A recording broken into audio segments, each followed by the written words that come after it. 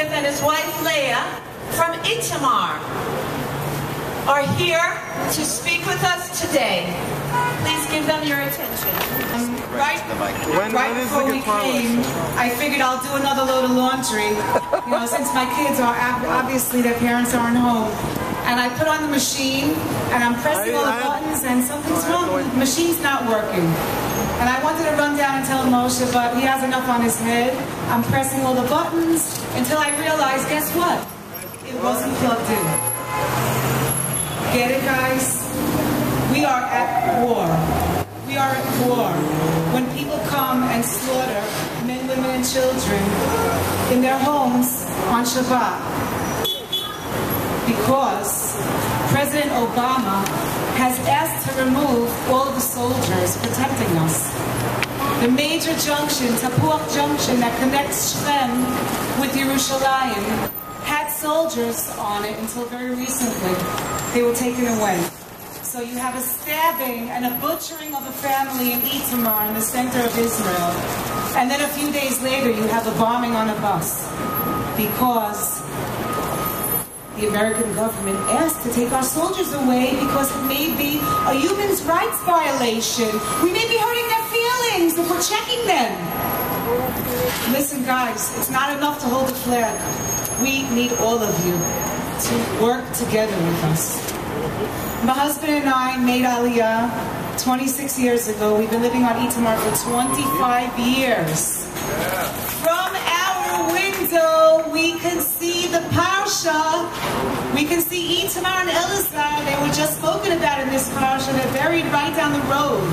We can see Yosef right outside of my living room window. What happened to him? He was thrown in the pit by his brothers. Remember? But do you remember what happened in the end? He who laughs last laughs best. We will be the ones to save our brothers. Israel is a small, small country. It's 44 miles wide. People, you know what the West Bank is? It leaves Israel 9 miles wide. Okay? Strategically, we sit on the mountain. We're looking onto the skyscrapers of Tel Aviv. West. We're looking onto the Jordan Valley in the east. We're up on the mountain. You want us on the mountain or Hamas on the mountain? We can't do it alone. We have to work together, all of us, and be strong. Israel is a place of life. Itamar is a place of life. We want to see vitality. We want to see all of you visiting us. Busloads of you.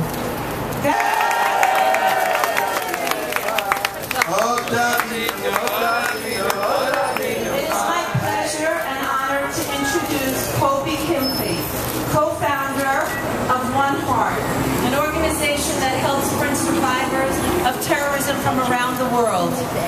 Kobe lost his dear father, Rami Kimchi, in a terrorist attack in Israel on May 7, 2002. My name is Kobe Jacob Kimchi. I'm Israeli, and I'm here to speak always in the memory of my father, Rami Kimchi, who was murdered by a Hamas suicide bomber on May 7, 2002.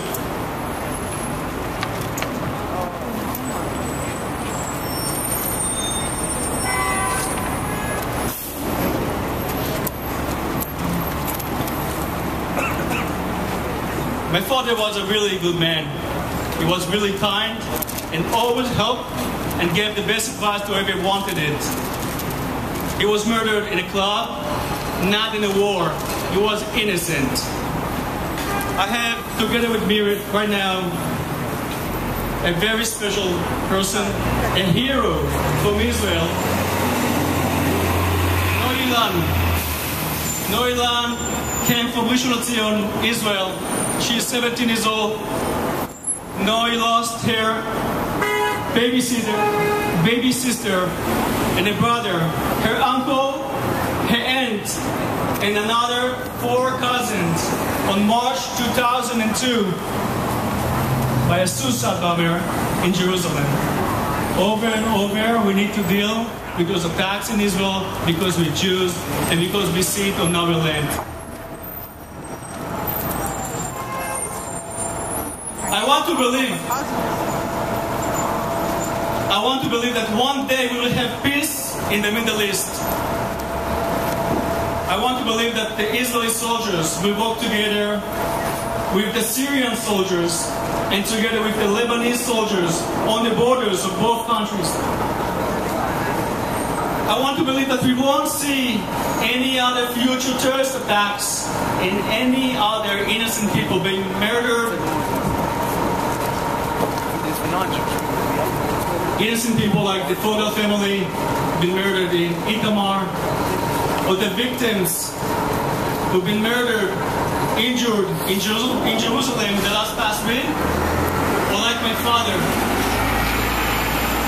I want to believe that I will be able to travel in Syria, in Lebanon, in Jordan, maybe even in Iran, and to be proud that I'm Jew and nothing will happen to me. But that's the Israeli way. But in order to make it happen, we need to see the Arab leaders taking action for peace to be reality. And they can and they should. For us to live in a world without brutal terrorist attacks like the one in Itamar. How can the world leaders accept a reality where babies being murdered in cold blood? I would like to know if the President of the United States, Russia, France, Italy, or the Chancellor of Germany will let a missile bomb Washington, D.C., Moscow, Paris, Rome, or Berlin. I would like to know how the British people, the French, or the German will feel if they will need to hide almost every day because of missiles on their cities or because of suicide bombers targeting restaurants, their bars, their hotels, their synagogues, temples. I would like to know how the American people will feel if someone they know will murder in their sleep. If bomb hits a famous restaurant in LA, and I would like to know how New Yorkers will feel, and the mayor of New York, if 50 missiles will hit New York City in one day. No leader will accept this reality that exists in Israel to happen to their people. And sadly, the world closes its eyes to the truth. But not only the world closes its eyes. It feels like our community don't understand the meaning of going out to the streets to support Israel and its people. The community doesn't understand the meaning of being loud, very, very loud, and to show the world the truth. We must be loud, we must be strong, and we must stand together for the future of our homeland. We must help Israel and to protect it from Islamic terrorists.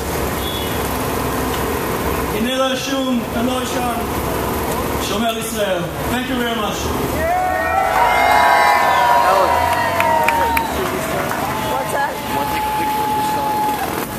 Our message this morning, this afternoon, just a few moments before Moshe, the mayor of Itamar, speaks, is a very simple one.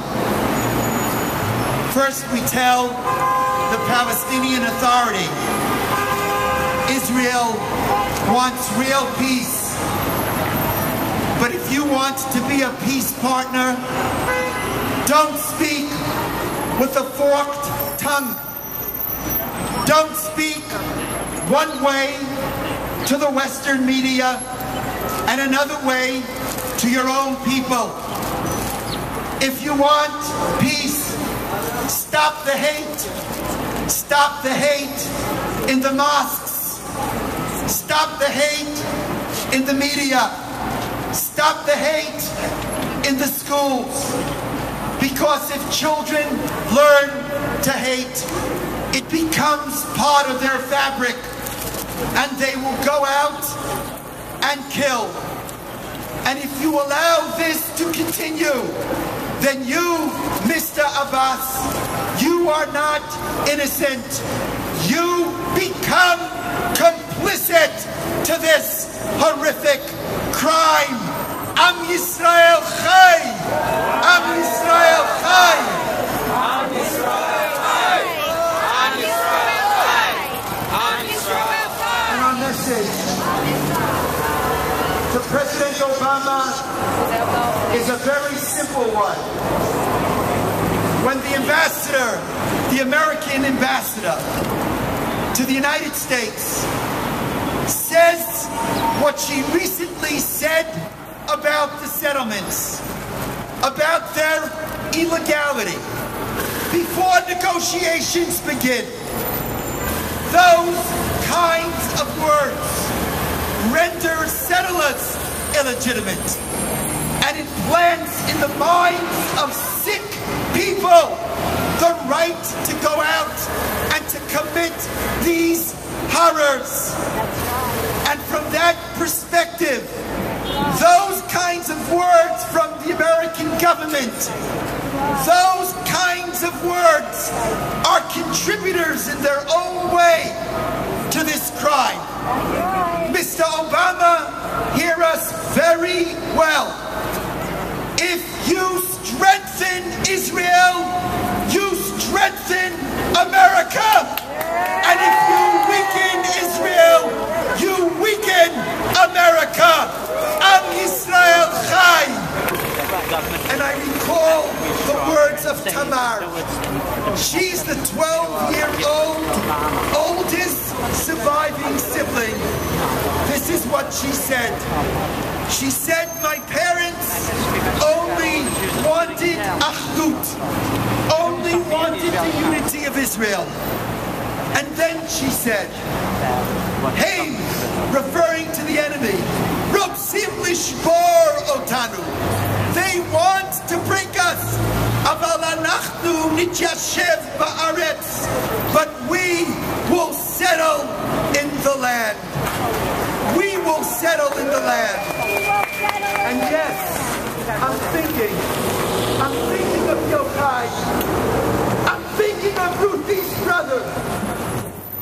Looking at these stretchers, draped with mother and father, with Rabbi Udi and Ruthie, and 3 other coffins, with Yoav, with Elad, and with little 4-month-old Hadass. When you thrust a dagger into the heart of a 4-month-old, that is not the action of a human being. It is not even the action of an animal. It is the action of a savage. And I'm thinking and recalling the words of Ruthie's brother when he shouted out and he said, and I say for everyone in the spirit of tefillah and resolve, Hitnari me'afar kumi livshi bigdei tifartech ami. Shake off the dust. Arise.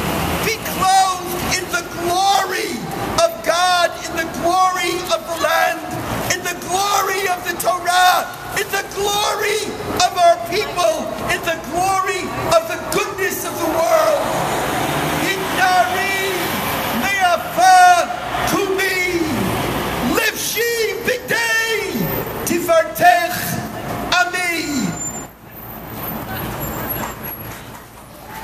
Friends, let's all greet the mayor of Itamar, Reb Moshe.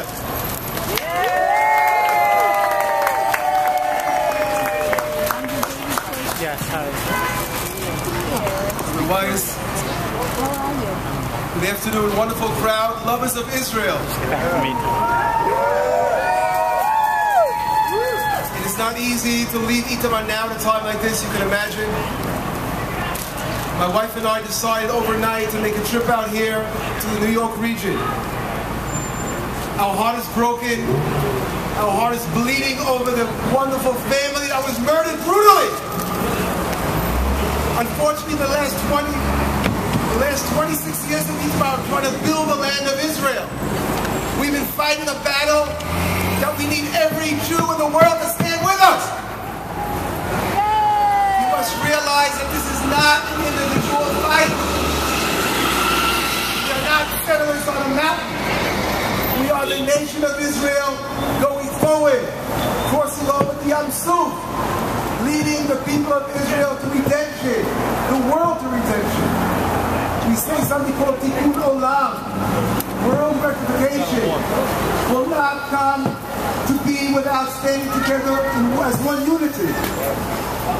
The people of Itamar are people of peace. Israel has done more than any nation in the world for peace. What have we given? We've given our lives, our blood, our land. And people are forgetting. They're talking about peace, but they're talking really war. We talk peace. The time has come to wake up. Every Jew must wake up and realize that unfortunately it looks like we're heading for war. And if we don't stand out and use every bit of strength we have in our souls to prevent this from happening, God forbid, I don't want to imagine what can happen. Again, in Spain with the Fogel family, I was there the night of the murder. I'm still, again, a member of the response team. And we got that emergency call, we ran out, got to the house, and unfortunately I walked into the door. I didn't want to look, I was told already who was murdered in the house. I could not open my eyes to look at a child with his throat cut.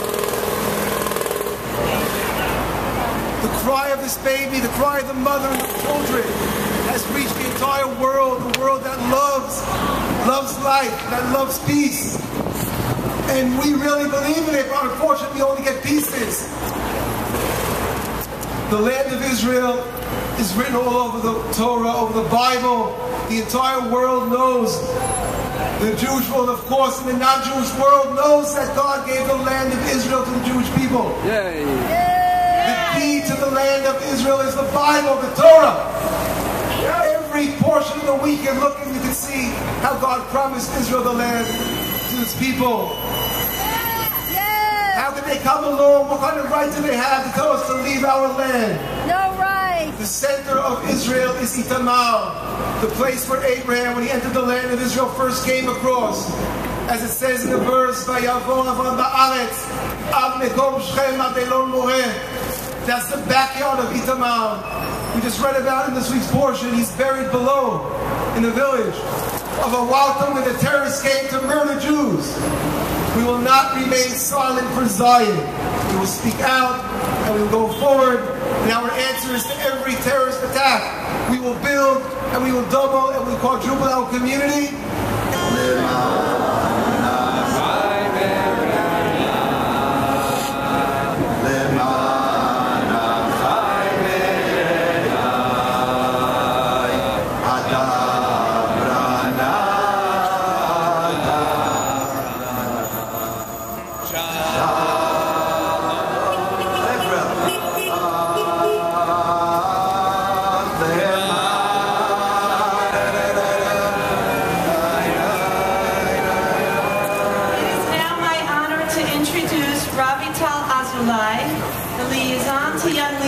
Of American Friends of Likud, who also happens to be a teacher at SAR Academy.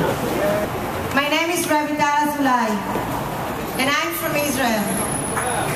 My hometown of Ashdod is the sixth largest city in Israel with over 250,000 residents. On this past Thursday, the code red siren went off, and my parents, along with thousands of others, were told to go to a bomb shelter. Do you know how long they have to find shelter once the code red siren sounds? Only 30 seconds. And it's Sderot, a southern Israeli city that has been bombed on almost a daily basis for 10 years. Now is over 10,000 rockets and mortars launched by the Hamas terror organization. The time is even less. Just 15 seconds. Yes, 15 seconds.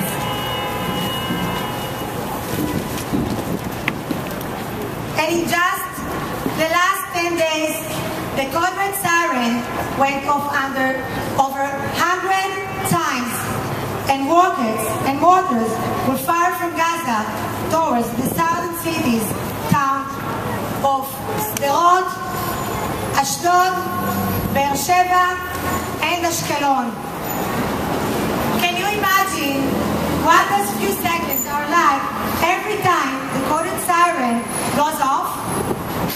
The fear and the panic which is felt by the residents of southern Israel living under the umbrella of death raining from the skies, including the sick, elderly, and children in their schools, are running for the shelters, not knowing this may be their last time.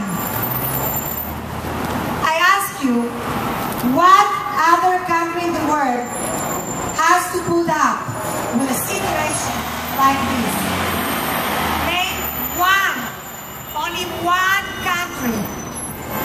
I will dare to imagine what the effect and response will be like in rocket we're landing on New York or in any other city around the world. And yet, Israel is more than careful to respond so as not to harm the civilian population of Gaza, is criticized and blamed for protecting itself. We are here today to protest this and other war crimes perpetrated against Israeli civilians and ignored by the international community, media, and friendly governments. 2 weeks ago, in the community of Itamar, as you already heard, a 12-year-old girl came home to find her family slaughtered as they were sleeping on a Friday night. Mother, father, and 3 siblings, including 3-month-old baby, Hadass, were suffered and brutally murdered by Palestinian terrorists.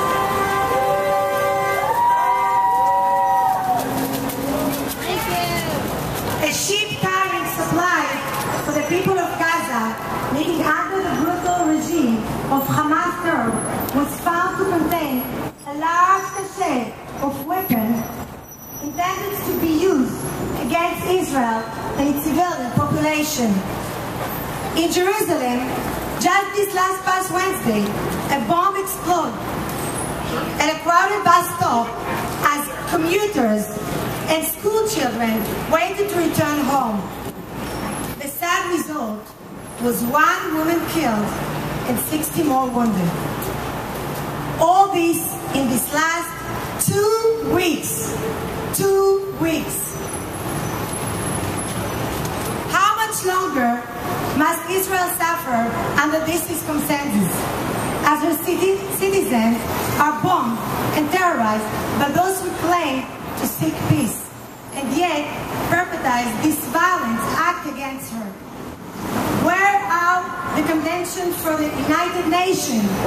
Why the silence from those that proclaim the human rights of the Palestinian? What about the human right of the Israeli, Jewish, Arab alike? As a representative of the young professionals here in New York, I call upon all of you to join together in support of Israel, in support of our dear Holy Land, to use all the resources available to us and to be more active on Israel's behalf. My dear friends, defend Israel as she would defend you. It's time to stop the lies and hypocrisy. It's time to wake up for Israel. And it's time to tell the truth. It's time to tell the truth. It's time to stop the terror. It's time to stop the terror. It's time to stop the terror. Stop the terror now. Stop the terror now.